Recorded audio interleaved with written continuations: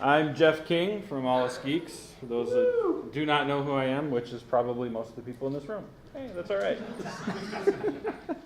I'm going to be talking about promoting your game. The way it was put up was promoting your game. I'm going to talk about promoting your game and your brand because they kind of go hand in hand. So if this will work, I'm still trying to figure out if it exists. Never mind, I'll just do it this way. This is pretty much what JT put up, and I just wanted to make sure that I put it up here and covered these things. So I'll be talking about how to go about promoting your game. What does it take to get on a podcast was one of the things he had asked about. And when should you send your game to reviewers? And when should you start talking about your game and or for a Kickstarter campaign? What this presentation is not. This is not going to be a step-by-step strategy guide for promotion and marketing because I got about 20 minutes. That's not enough time to go into this, and this is stuff that I work with people on all the time and multiple meetings and all that good stuff. Who am I? This is less about who am I and more about the various things that I have to promote right now. These are all things that either I've been involved with or are currently involved with, from starting a gamers community group in our local area to morphing that into a reunion, or a gamers reunion was a gaming convention. So we took it to a gaming convention. I also do Kickstarter consulting. Protospiel Minnesota is coming up very soon if you haven't heard about that. Myself and Matt Warden are going forward with that. I'm the creator of the United Geeks Network, which is an online media group of its podcasts and blogs and video, all things geek related. And of course, my stuff that I co-host and produce is all part of the network. So All Us Geeks is my main one. Two Ball Geeks is my Cyrus and I, our passion project podcast that has nothing to do with gaming. And then, of course, the Game Crafter official podcast that we started within the last year. And I'm also a professional voiceover talent. So these are all things that I have to promote and market for myself. So these are things that I do. I would be remiss if I didn't put this up. I just talked about we started the Game Crafter official podcast. That is the link to it. You can also find it on the Game Crafter site. But these are things that JT and I have already put out that kind of cover some of this stuff. These range anywhere from 15 to 30, 45 minutes that we put out. But the various episodes we've talked about how to promote your game at the Game Crafter, when and how to interact with game reviewers. Episodes 33 through 35 are profitable use cases, so people that are using the Game Crafter right now in a profitable way, and one of the things that we have asked them is, what are you doing for marketing? And how to be a part of a community, which this is a big theme for me, especially if you're here for the Kickstarter panel, and you're going to hear it a little bit again. And the pitch. JT and I talked about how to pitch, how to ask somebody for something. Not specifically like necessarily how to get a game review or how to go to a publisher, but in general, and we covered those things as well, but how do you approach somebody to ask them for something? So these are some episodes you may be interested in. Why promote and market? Top there, to share your passion. Clearly, as a game designer, you make something that you want the world to see. That's why you're at this point of thinking about promoting and marketing. You want your game out in the world. So your passion is going to be the biggest thing that helps you promote and market your game.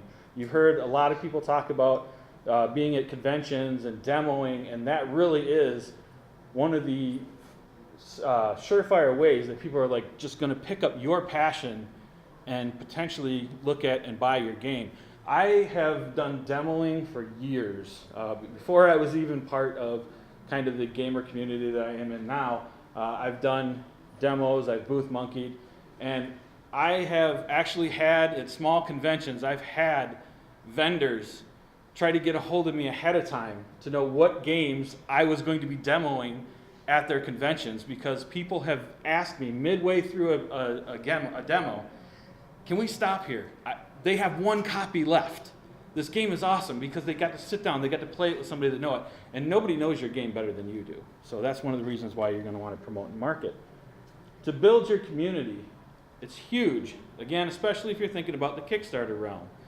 You need a community before you get to that point. You need some people that are willing to back you day 1 through day 7, that are going to pick up your initial momentum. You want people that are out there that are cheerleading for you, that have maybe not exactly the same passion level you do, because this is your baby, but pretty close if you've shown them what you have to present to them. So building your community is a huge one. To raise awareness of your brand. Kind of self-explanatory, but again, you're promoting yourself, you're promoting probably your company as well. I mean, if you're doing multiple games, you're going to assume either as a designer or as a self-publisher, you're going to want to build up that brand, build up that trust.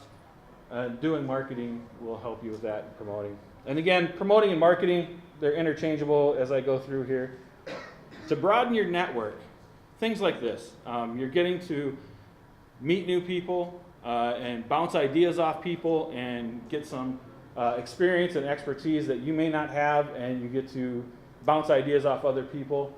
Promotion and marketing, especially in the gaming industry, you've already heard how friendly it already is a great thing to do, and it's essential at this point, especially if you're very early on, and all of those things that you're struggling with right now, other people have struggled with already, and I really don't want other people to struggle behind them.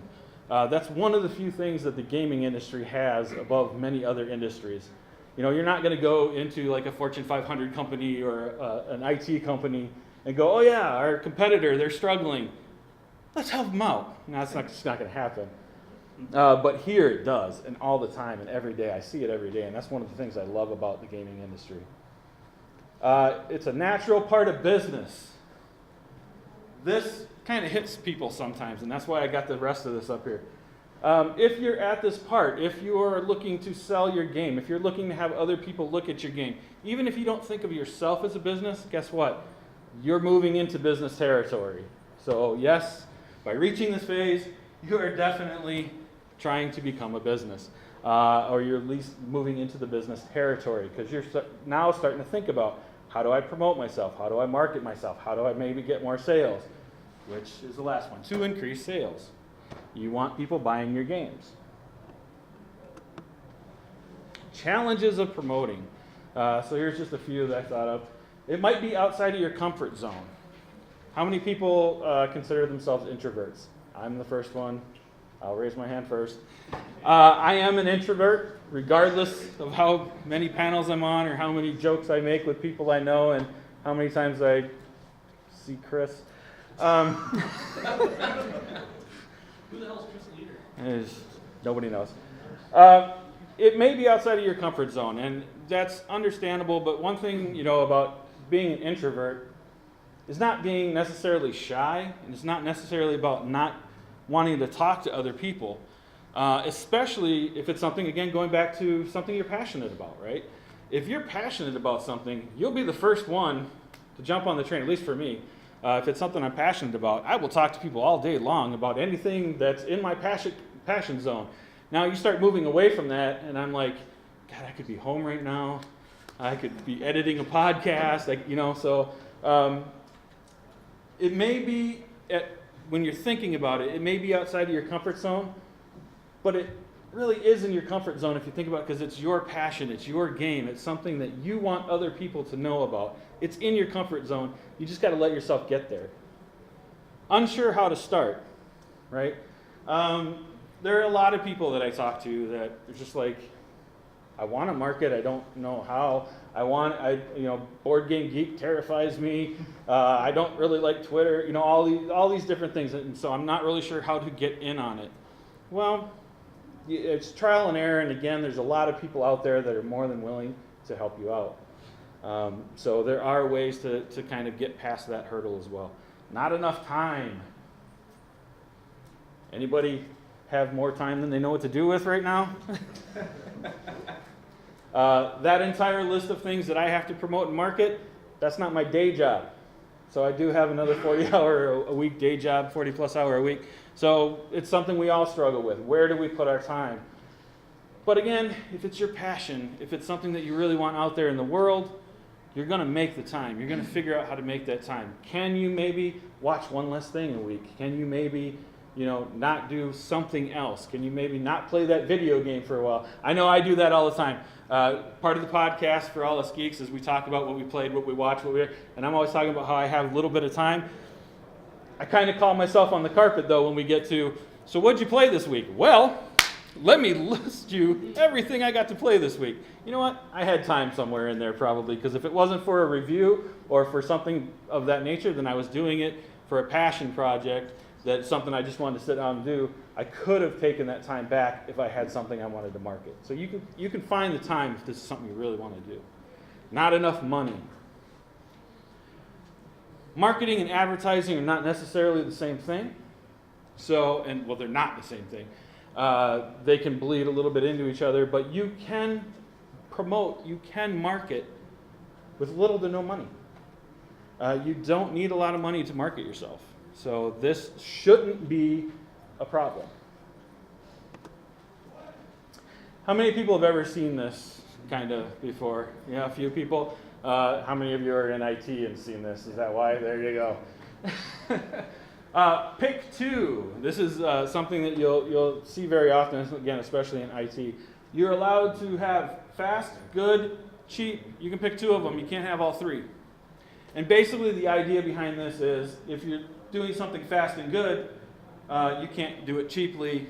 So whatever combination that you put together, you're not going to get the third one, or it's going to be very low quality. So as indie game designers, and we just talked about how money may be a factor, of the three, hey, what one do most of us want right away?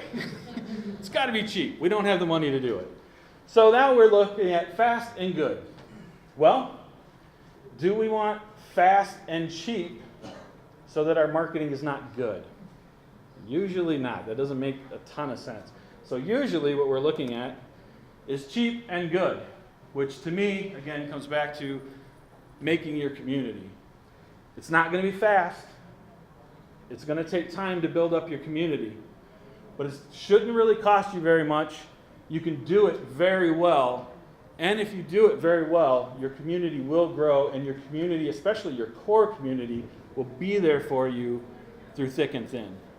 It is, by far, to me, one of the greatest ways that you can promote and market yourself, is by building up that community to surround you.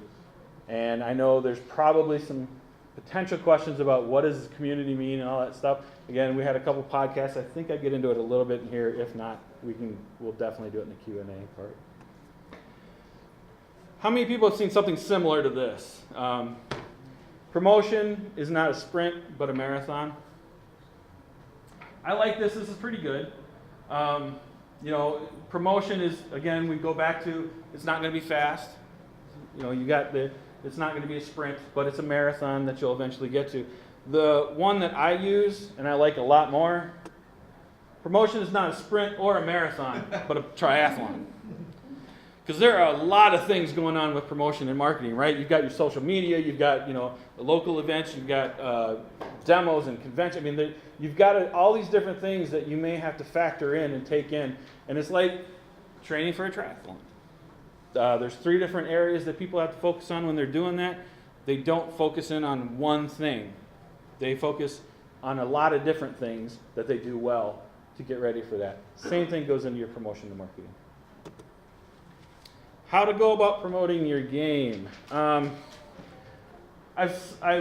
separated out a couple things, and I think this is one of the big ones. Own your own website, whether that be for your game or for your company, or however you want to do that, for your design name, however you want to do it. But you want to have a place that you can direct people that you have complete control over. I think it's very important in this days, and there's a little bit of money, there's a little bit of cost here potentially, but it's not that expensive to do. And again, you get to control the content. End of the day, your promotion, your marketing, you're talking about yourself, control it. You might have heard me talk about this one in the Kickstarter panel if you were here. Do not be the telemarketer of your brand. Nobody likes to talk to telemarketers. There is nobody that sits down to dinner at night, hears the phone ring, picks it up and says, oh, thank God, tired of broccoli, tell me what you're selling. My family can wait. Just, what are you selling? I need to hear that. There's nobody that I'm aware of, and if Chris maybe, that enjoys that. Someone calls, I'm happy. So again, unless you're taking out ads, advertising again is a different beast. Unless you're taking out ads or something somewhere, your best promotion and marketing will come from helping others and not focusing on yourself. That is part of building your community. How to go about promoting your game continued. Here's a whole lot of crap that you can do. And some of these things you've heard in other panels and stuff as well. Conventions, local gaming groups, local game stores, Protospiel and Unpub events, other networking events, playtest groups, charity, Board Game Geek, again, whether you enjoy the interface or not, you can't deny that it exists, and it is the place that gamers gather right now. It is the place that you need to be. So this, again, is another place where you can do those things like designer diaries.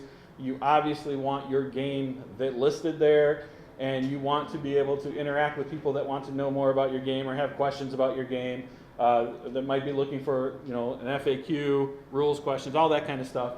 You want a presence on Board Game Geek. Blogging, podcasting, YouTube. Again, I'm talking about from you doing something in this particular instance. So when it comes to these, they're all listed here, but you have to do what you're comfortable with. This is, again, something that I work with people on all the time. If you're not comfortable writing, you don't enjoy writing, you're not necessarily going to be blogging. You could do a podcast, you could do a YouTube channel. Whatever you're comfortable with, make your presence known. Whatever you think you can do to help out the community, do it in some format. Again, there's other online groups and social media. Kind of can almost combine those two because there are some great groups on social media. Mr. James Matthew runs a few of them. So Kickstarter Best Practices is an awesome one. Many of us kind of go there and help each other out and give advice. And there are quite a few others. And again, your social media, I'm going to say kind of the same thing as with the podcasting and YouTube and blog and all that stuff. You don't have to be everywhere, but where you are, be present. So there is something to say about maybe owning your name everywhere. And there's a couple, if you don't know, knowem.com, it's knowem.com. That's a place where you can type in like a name and it'll show you all these social media sites and if your name is available or not. It's actually one I use all the time when I'm starting new businesses or something like that, or looking at a new website I want to do. So I might go through and I might say, I want to own everything that I can social media-wise under that name. But then I got to think about who am I looking at talking to? Who am I looking at reaching? Twitter, for game designers and the gaming industry, Twitter is pretty huge for a networking perspective. Facebook is pretty good, again, for reaching out to your audience and stuff. Again, everybody's kind of heard about Facebook and whether or not people are going to see your page and how to get people to see your page and all that stuff. You got to kind of get up a level of interaction there, but it can work very well for you. Instagram, if you're showing pictures and art of your game, can be great. But you've got to know what you want to focus on and focus on those things. Don't start a Twitter account. Don't start a Facebook page. Tell everybody that's where you're going to be, and then don't show up. Contests and promos. Again, contests, I'm thinking of from you putting stuff out, but one of the things when Chris was talking I thought of that was really cool is the fact that he participated in like the Game Crafter contest. So not only was he kind of continuing to hone his skills as a game designer because he was given kind of restricting criteria, but he's also kind of showing out there that, hey, here's some more designs, here's my name. You get picked as a finalist, a semifinalist, suddenly you got a little more credit. These are things that can help you. But you can also do the reverse, and like I said, I think I said it in the Kickstarter panel. We've worked with people to do contests, to do giveaways of like their prototypes and stuff. So if it's something like, I want to do a contest because I want to get more people to know about me, but people don't know about me right now, so how do I do the contest?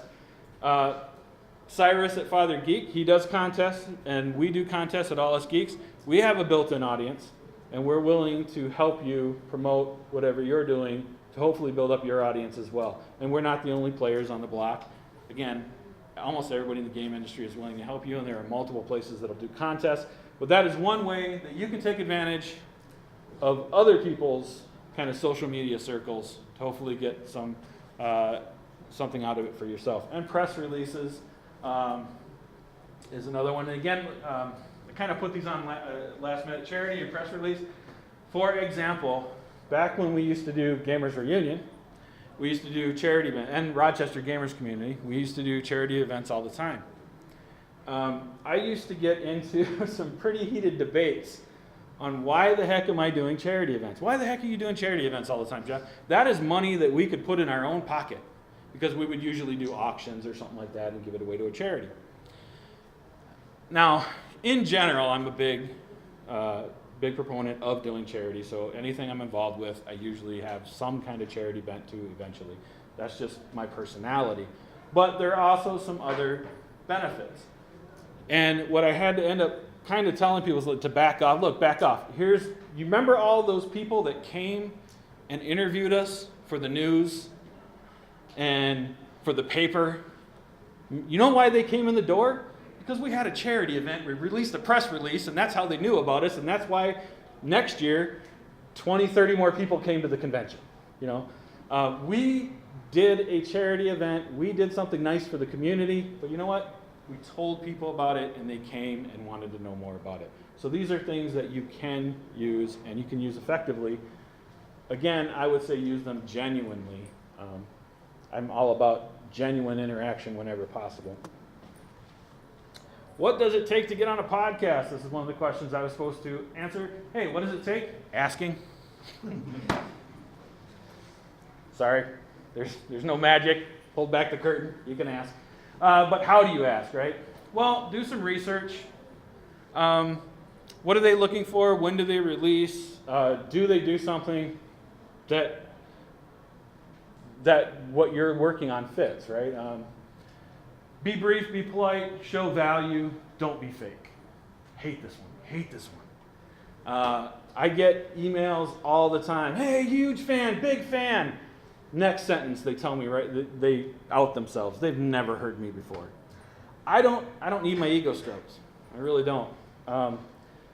But if I get something like, hey, I listened to you and you provided value to me, and by the way, this episode when you said this and did this, what did you mean, or something like that, that's pretty cool. I like interacting with those people because it shows that they have kind of done their research. They at least listened to that episode. I don't care if they've listened to more, to be honest with you. I'm very flexible in that. And again, be brief. I mean, you don't need 20 paragraphs explaining the history of your game and all that stuff to be on a podcast. You'll probably get into that maybe on the podcast, but let them know why you want to be on the podcast, all that stuff. Research, again, going back to that one, is huge, just from the aspect of, just before I came here, I got an email from somebody I've actually worked with twice.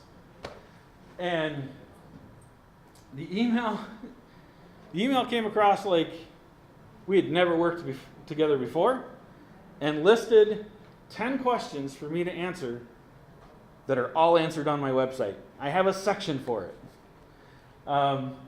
So that kind of came off to me two ways. One, this person didn't do their research, clearly, because that's why I created that page. And two, the community aspect. I thought we were working together this whole time. So how am I now Mr. King? That kind of thing. And how do you not know what we do on the podcast, and how we do advertising and stuff like that? We've done this before. We've done this dance. So I don't know. I'm still trying to formulate how I'm going to respond to that when I get home. I was like, you know what, CrafterCon, that's all I want to care about right now. When do you ask? Well, in advance. That's going to be our theme. At least 2 to 3 months prior to needing the episode to come out is always a good idea. Again, I plan my stuff well ahead of time. And we get emails all the time. Again, I'm already launched, or I'm halfway through my campaign. What can you do? Honestly, there's usually not much I can do. And I hate saying no. I really do. But I've got a schedule. I keep to it. And if it's not 2 to 3 months out, if we're not talking, I have a hard time fitting people in. And I've actually gotten away from, we talked about finding time and all that stuff earlier. I used to be super flexible with my schedule to the point where every once in a while my fiance would say, hey, are we going to have dinner together sometime? Or, so I kind of had to take a step back and say, okay, these are the times that I have available to give to people. Every once in a while, on an emergency kind of case basis, I might be a little bit flexible with that if somebody has to cancel or something like that. But the reason I have that flexibility, if I need it, is because I stick to my schedule as is right now. So ahead of time, give them time to be able to help you out and work you in. When should you send your game to reviewers? Hey, well in advance. Look at that. It's still a good idea to be looking 2+ months ahead of time. Again, for a review, reviews take a long time. I mean, you heard Cyrus talk about how many different groups he has to get together. That's not a weekend. That's not you send me the game, I get it by Friday, by Monday I've got your review out the door. Also, research your reviewers' policies. Not only their policies, but them. I mean, if they've flat out said, I don't like party games, you're not going to send them a party game. I guarantee you, and I've had people tell me this, I guarantee you, you're not going to be the game to change their mind. I've had people pay me saying, I'm the game that's going to change your mind. I'm like, you're not. Please, save your money. Or put it somewhere else. No. This is it. This is the one. Hey. My opinion is still the same. Research your reviewers. There's also, again, policies. Some reviewers will have their policies on their website and all that good stuff. Again, just a quick example, kind of our policy. This is our policy if you want to get reviewed by us for free. We don't charge for reviews, but we do charge if you come to me and say, hey, I need this next week. Now I'm messing with a lot of people's schedules. So if you contact us at least 2 months in advance for scheduling, we're good to go. I can look at my schedule, tell you yay or nay, and move on from there. If we agree on a date from that, I need the game in our possession at least a month in advance. A month in advance of me saying I will record it.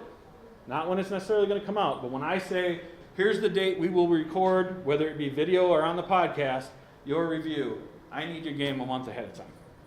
That's our policy. Again, you need to look at everybody's policy and kind of try to get in line if you really want them to review your game. When should you start talking about your game and or podcast? What? Well, in advance. How the hell did that get up there? So, again, designer diaries, blog posts, sharing your art, interviews, demos, conventions, all the kind of stuff that we've been kind of talking about throughout here. Sharing your art is a huge one, especially when you're kind of getting closer. If you're going to do a Kickstarter or something like that, or maybe on your launch or something like that, sharing art can be huge if you've got it, and you should have some if you're that close to launch. We actually do this thing called Teaser Tuesdays that we've done with places like Arcade Wonders and some indie designers and stuff as well, where we will showcase your art on our website for a X number of Tuesdays. So that's been pretty popular off and on as well. So you can't start these things too early. This is, again, something I kind of covered in the Kickstarter panel earlier, but at least 3 to 6 months in advance. That's being nice. It's being generous on my part. If you are a first-time game or project, you're looking 6 to 12 months out. You want to be talking about your game. You want people following along with you. You want to share play testing notes, the designer diaries, again, the art, maybe iterations that you've done. It might be lighter 6 to 12 months out. Your 3 to 6 month might be where you start getting heavier, again, especially if you're talking about a Kickstarter project. But there's not a bad time to be talking about your game. I think, again, one of the things sometimes people worry about, Chris kind of talked about it, is somebody going to steal my game if I start talking about it 12 months in advance? No, it's probably not going to happen. Ideas come and go. Everybody's got ideas for games. Implementing them is a whole nother story, and most designers are heads down in implementing their own stuff. What? Not to mention the fact that if you're really serious about your game, you should have tested it, and tested it, and tested it, and tested it with strangers, like put it in front of them. So it should be out there, so that whole idea of it being stolen makes no sense. Yeah. Questions? Uh-oh. Yes, Mr. Warden. Am I allowed to ask you a question? You are allowed to. Okay. So you kind of went through and you said how to get on a podcast, that you like to have people kind of reference the materials so that you know they've done the research. What if, hypothetically, someone doesn't really ever listen to podcasts? You might know some people like that. Yeah, I might. And let's say they're like, they know you have a podcast, they know your audience is gamers, and they're going to have a game Kickstarter coming up. What's the best way to approach you to say, I would like to be on your podcast, even though I can't say, I love this episode. Right, I don't listen to anything. And that was actually more of an example of me kind of saying, I mean, if somebody does listen, that's fine, and if they want to share that, but don't be the fake side of things. Right. Pretend you listen. Because there are a lot of people that come on my show that have never heard my show. Huh? And I'm actually all right with that. I'm one of the few people that is all right with it, or maybe not the few people, but my personal, podcasts aren't for everybody. I'm fully aware of that. And I usually just use the time to kind of figure out what I need to explain to people. It's not a vanity question when I try to find out if they've been on or if they've heard the podcast or not. It's more, what do I need to explain? So again, going back to that, you've done your research at least to know, is this going to be a good fit for this show? Again, one of the things we do is the game of crowdfunding. So if you're doing a Kickstarter project, you're probably a good fit. If you're about to do a Kickstarter project, we like talking to Kickstarter creators. So just tell me what you're looking for. Again, we have a contact form. We ask certain questions up front. So there's things that I want to know up front, whether it be for coming on the show or getting your game reviewed, all that kind of stuff. But again, be brief, be polite, be respectful. I mean, just be professional, right? End of the day, again, we go back to you're kind of in that business area. Be professional. Keep it brief. Say, hey, I understand that you have this audience that might be interested in this thing. Here's what we're working on. Is there any way we can come on? And here's the date we would need it by, kind of that kind of stuff. And that gives me a lot to work with. And that doesn't put me off or anything. It's like that's what I need to know. So now I can go, okay, you need it in 5 months. I go look at my 5-month recording calendar. Hey, we're good. It's a fit. Yep, you're doing a Kickstarter project, all that kind of stuff. And then we just set the date and go. Again, it's when people kind of come, huge fan, by the way, and we listen all the time. And that's why we think our designer jeans are going to be awesome. For your true story, there was actually a month that went by that we could have had a full outfit. It was weird. It was the month of clothing, but it all started with huge fan. We listen all the time. That's why we think these skinny jeans are going to be awesome for your podcast. No. There's nothing skinny about me, first of all. But yeah, so just again, be polite, be respectful, be brief. Yes. Question for you about your talk is titled Your Game and Brand. Mm-hmm. Some people have the luxury of having unique names. Sometimes that's not necessarily a luxury. Others are cursed with very common names. Andrew Smith, right? Yeah. So, but when just from our interactions online and whatnot, your name and All Us Geeks is pretty synonymous to me. So, But someone like Matt here, he can just say, hey, Matt Gordon Games, and that's, you know, you have a brand with your name. And that you know, that's your brand name. So, you have any kind of guidance or kind of insight on promoting a brand but you still want it to be personable? Right. And this is actually something that I had to kind of go over when I was doing my voiceover stuff. Because again, Jeff King, hey, that's a really unique name. In fact, guess what? There's actually another Jeff King that does voiceover. Awesome. So I'm really going uphill now. So what I ended up kind of trying to think about what was I trying to convey, what was I trying to do, and basically I came up. ReliableVoiceover.com is my personal site, and my logo and everything, it just says Jeff King's Reliable Voiceover, you know. So that part is big, but it still has my kind of name on it. So, I mean, you might want to explore other options. You might want to, again, a lot of times when I'm starting stuff like this, a couple of my first at that knowem.com and anywhere you can do a domain search, and I'm suddenly like, all right, who already owns whatever I'm looking for, and what changes do I need to make along the way? You might, especially if you hopefully early on, right? You don't want to do this midstream. Hey, by the way, everybody that's been following me for 10 years, it's wrong. Let's start over. How do I see those Minion Games people? Because I get all these people coming after me and say, ooh, Minion Games. You know? Yeah. Because of the movies, they still they're like, you want to advertise on your website because you've got Minion Games. Nice, yeah. So, I mean, just kind of, you're going to kind of want to look around at what you're trying to convey. If you're trying to go strictly by your name, again, you know, you can throw the games on like this Matt Warden guy does. But you also got to look at what's your community like, right? Because again, for me, it was kind of, I tried to go Jeff M. King. All right, yeah, Jeff M. King's voiceover. Yeah, that's awesome. Everybody's going to remember to go do that. Jeff King voiceover. All right, well, again, there's another one, you know. So in that community, there's no way I could have probably stuck with just my name. It was going to be hard for me to do since somebody else was already established and doing that. And there are other Jeff Kings in the world too. Imagine that. Which is kind of funny because on the Game Crafter chat, I'm the only Jeff that I'm aware of. There's 1,000 Andrews. And there's 1,000 Andrews and Aarons. Do you have those errands?